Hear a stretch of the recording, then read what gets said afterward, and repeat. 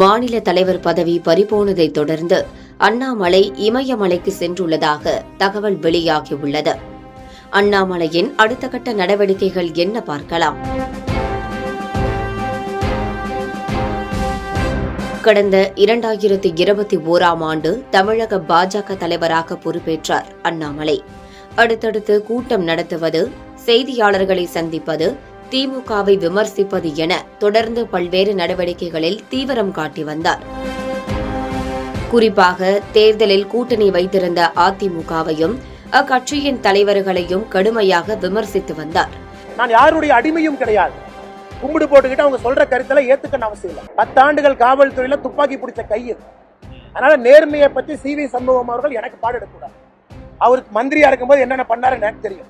இதனால் பாஜக அதிமுக இடையே வார்த்தை மோதல் உருவானது மட்டுமின்றி கூட்டணியும் உடைந்தது. கூட்டணி தர்மத்தை மதிக்காத ஒருத்தரை கட்சி தொடர் ஏத்து இவர் தோழமை நீடிக்க வேண்டிய அவசியம் என்ன இருக்கு? கடந்த மக்களவைத் தேர்தலில் பாஜகவுக்கு மிகப்பெரிய பின்னடைவும் ஏற்பட்டது.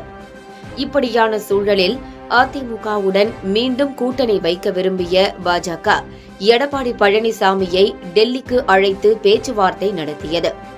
அப்போது பாஜக தலைவர் அண்ணாமலையை மாற்ற வேண்டும் என எடப்பாடி பழனிசாமி தரப்பில் கோரிக்கை வைத்ததாக கூறப்படுகிறது. இந்த சந்திப்புக்கு பிறகு பாஜக தலைவர் அண்ணாமலை மாற்றப்பட்டு தமிழக பாஜக தலைவராக நயினார் நாகேந்திரன் நியமிக்கப்பட்டார். ஆனால் அண்ணாமலையின் ஆதரவாளர்கள் மீண்டும் மீண்டும் அண்ணாமலை வேண்டும் என போஸ்டர் ஒட்டி ஆதங்கத்தை வெளிப்படுத்தினர். அது மட்டுமின்றி நயினார் நாகேந்திரனுக்கு மாநில பொறுப்பு வழங்கப்பட்டதால் அண்ணாமலை அதிருப்தியில் இருந்து வந்ததாக கூறப்படுகிறது.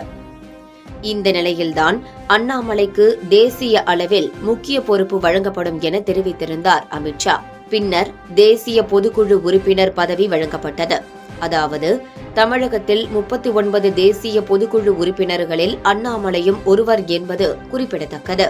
இதனால் அண்ணாமலையின் ஆதரவாளர்கள் கடும் அதிருப்தியில் இருந்து வருகின்றனர். இப்படி பரபரப்பான அரசியல் சூழலில் திடீர் பயணமாக நேற்று சென்னை விமான நிலையத்தில் இருந்து டெல்லி புறப்பட்டு சென்றுள்ளார் அண்ணாமலை. அங்கு பாஜகவின் மூத்த தலைவர்களை சந்தித்து பேச இருந்ததாக தகவல் வெளியானது.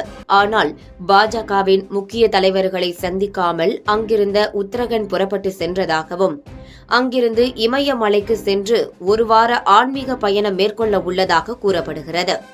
அவர் மீண்டும் வந்த பிறகுதான் அடுத்த கட்ட நடவடிக்கைகள் என்னவாக இருக்கும் என்பது தெரியவரும் என்கின்றனர் அரசியல் விமர்சகர்கள்.